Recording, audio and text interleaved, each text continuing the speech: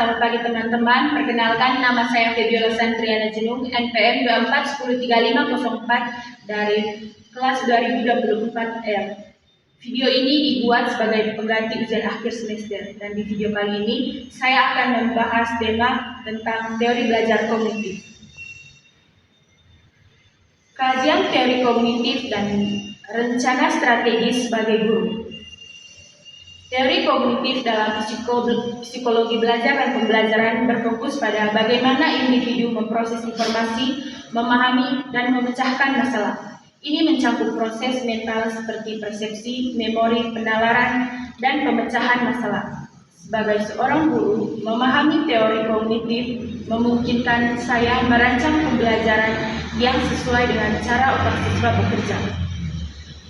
Rencana strategi saat saya menjadi guru yang dikaitkan dengan proses pembelajaran di kelas berdasarkan teori kognitif adalah yang pertama, membangun pengetahuan awal, di mana sebelum memperkenalkan konsep baru, identifikasikan pengetahuan awal siswa, gunakan pertanyaan pemancingan, diskusi, atau kuis singkat untuk mengaktifkan skema atau struktur pengetahuan yang sudah ada pada siswa. Ini membantu siswa menghubungkan informasi baru dengan apa yang sudah mereka ketahui, sehingga memudahkan pemahaman dan retensi.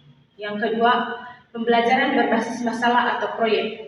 Berikan siswa kesempatan untuk aktif memecahkan masalah atau mengerjakan proyek. Ini mendorong mereka untuk berpikir kritis, menganalisis informasi, dan menerapkan konsep-konsep yang telah dipelajari dalam konteks yang bermakna. Yang ketiga, penggunaan berbagai strategi kognitif. Ajarkan siswa strategi belajar yang efektif seperti membuat peta konsep, merangkum, membuat catatan, atau menggunakan teknik mnemonic. Ini membantu siswa mengatur informasi dan mengaitkannya dengan lebih baik. Yang keempat, umpan balik atau konstruktif. Berikan umpan balik yang spesifik dan tepat waktu yang berfokus pada proses berpikir siswa, bukan hanya pada hasil akhir. Ini membantu siswa memahami di mana letak kesalahan dan bagaimana mereka dapat memperbaikinya. Yang kelima, metakognisi, di mana dorong siswa untuk merefleksikan proses belajar mereka sendiri. Ajukan pertanyaan seperti, apa yang sudah dipelajari hari ini? Atau, strategi apa yang paling efektif bagi saya? Ini membantu siswa menjadi pembelajaran yang mandiri dan bertanggung jawab. Sebagai contoh konkret pelaksanaan teori kognitif dalam mempelajari, mari kita ambil materi tentang siklus air. Siklus air di tingkat sekolah dasar. Yang pertama, fase awal atau membangun pengetahuan awal, di mana mulai dengan diminta siswa untuk bercerita tentang pengalaman mereka, melihat hujan, awan, atau sungai. Tanyakan bagaimana air bisa turun dari langit, atau kemana perginya air setelah hujan. Ini mengaktifkan awal mereka tentang air. Yang kedua, penyampaian konsep atau penggunaan berbagai strategi kognitif, di mana gunakan visualisasi seperti video animasi tentang siklus air atau diagram yang jelas. Ajak siswa untuk membuat diagram siklus air mereka sendiri dan menggunakan simbol-simbol sederhana.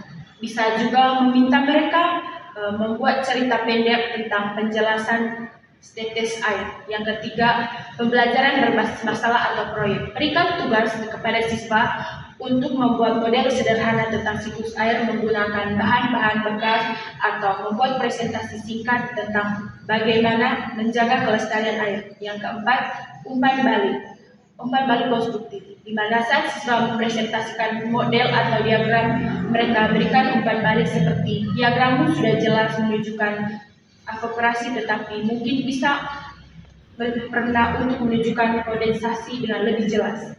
Yang kelima, metakognisi. Setelah pembelajaran selesai, minta siswa untuk menuliskan 3 hal baru yang mereka pelajari tentang siklus air dan bagaimana mereka akan mengaitkan kegiatan teori kognitif dengan berbagai jenis karakter siswa atau kognitif, efektif, psikomotorik.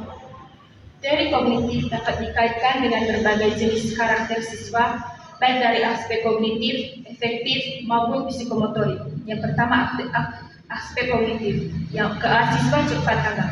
Berikan mereka tantangan yang lebih kompleks seperti proyek penelitian mini atau tugas yang membentuk analisis mendalam.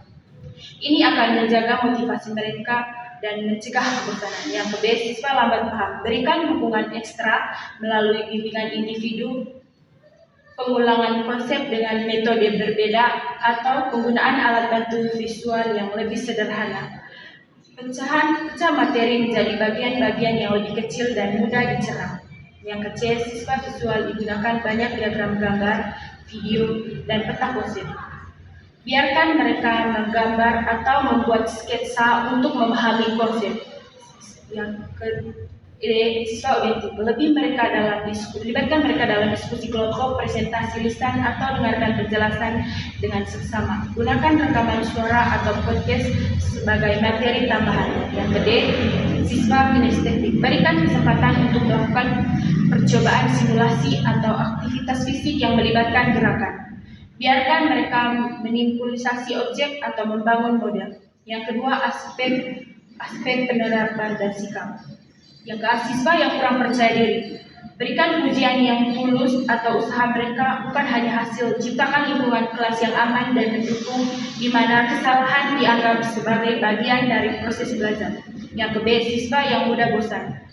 Variasikan metode pembelajaran, gunakan humor, dan libatkan mereka dalam aktivitas yang menarik dan relevan dengan kehidupan mereka. Yang ke C, siswa yang antusias. Berikan mereka kesempatan untuk berbagi ide dan pengetahuan mereka dengan teman-teman lain. Dorong mereka untuk menjadi mentor bagi teman-temannya yang membutuhkan. Yang ke D, siswa dengan kecemasan belajar. Ciptakan rutinitas yang jelas, berikan instruksi yang ringkas dan mudah dipahami, serta hindari tekanan yang berlebihan. Fokus pada kemajuan kecil dan berikan pengetahuan positif. Yang ketiga, aspek psikomotorik atau gerakan dan keterampilan fisik. Meskipun teori kognitif utamanya berfokus pada proses mental, keterampilan psikomotorik juga melibatkan elemen kognitif seperti perencanaan dan eksekusi gerakan. Pembelajaran berbasis proyek. Proyek yang melibatkan pembuatan model atau alat memerlukan perencanaan kognitif atau bagaimana merancang bahan apa yang dibutuhkan. Dan keterampilan psikomotorik menempel merakit. Yang ke B, praktik atau eksperimen. Sebelum melakukan eksperimen, siswa perlu memahami langkah-langkah prosedur secara kognitif. Kemudian mereka akan menerapkan pemahaman tersebut melalui tindak psikomotorik. Permainan edukasi. Beberapa permainan edukatif memerlukan keterampilan kognitif atau strategi dan psikomotorik atau kondensasi. Sekian hasil penjelasan saya mengenai teori belajar kognitif. Saya ucapkan terima kasih, semoga bermanfaat.